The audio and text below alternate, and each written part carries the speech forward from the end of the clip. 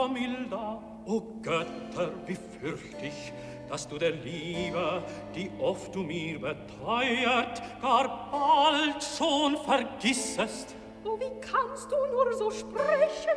Ich weiß recht gut, der König, Wer, Xerxes, was mag er von dir wollen? deine Treu will er prüfen.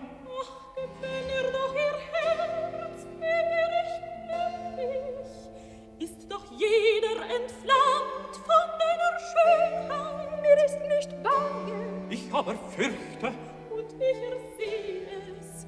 Sag mir, Arsamenes, du glaubst wohl, die Treue meiner Schwester, sie könnte wanken?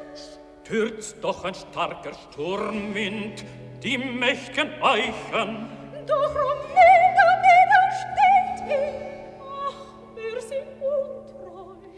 Meine Liebe zu dir kann nicht zerstören. Wie bin ich glücklich? Welch Unglück!